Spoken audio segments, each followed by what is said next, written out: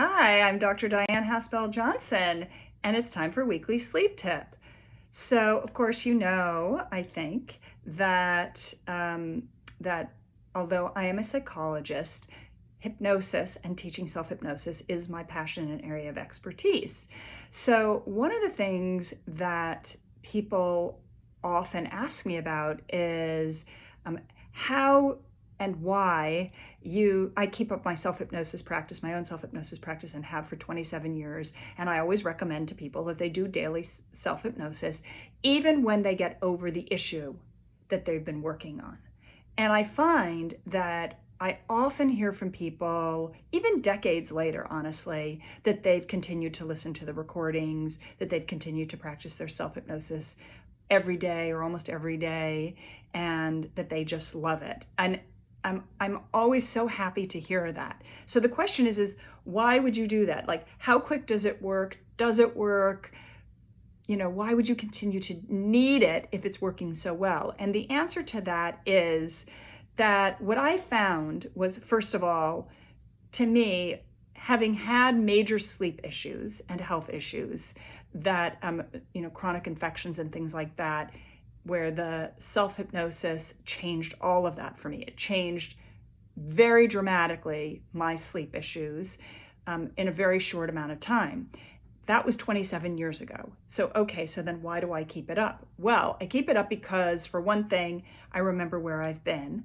For another thing, I find that I'm just a better version of myself, that it continues to build on itself. It's like, why do you continue to take walks or do exercise or do things like that keep your body strong? Or why do you think you should? Right? It's because you kind of continue to maintain that, and it builds on itself, and you get stronger, and you feel more confident, and you connect to yourself. You connect mind and body when you do those things. So, over the years, there were times, particularly early on, where I was super busy. For example, I was in graduate school. I had a lot of work to do. I was doing my job, and then I was also doing my schoolwork, and I was managing my life and all of these things. And a lot of times I actually was not in the mood to do my self-hypnosis. I was like, I'm busy. I don't want to stop what I'm doing and do it. But what I found was that I was just being really diligent because I had all of these health issues and I had all of these sleep problems, and I was noticing that I felt better and was sleeping better and having less infections, less food allergies, less pain, less of all of these things when I was doing my self-hypnosis. So I would say, all right, Dyan, just do it. Just take the 20 minutes. Just go do it. And what happened was so amazing. After I would do my self-hypnosis, and this happened very often, I would notice that while I had been really fatigued or tired or draggy or whatever, I'd do my self-hypnosis and then I would be energetic and more alert. I also noticed that I was more productive. So whereas I might have been working on something and it felt really tedious and I was getting frustrated, I'd take a break, I'd do my self-hypnosis, and I'd come back to it with fresh eyes, invigorated, inspired, and things would just be snapping along. So that was really helpful and really interesting. I also noticed that sometimes maybe I would have plans, like maybe I was supposed to be going out to dinner, or I was supposed to be doing something, or I had things on my agenda or on my to-do list, and I was pushing through. But I would do my self-hypnosis, and one of two things would happen. Either I'd have more energy and excitement about that thing, whereas before I was kind of dreading it, or I would realize, you know what, this is not the right thing for me to do.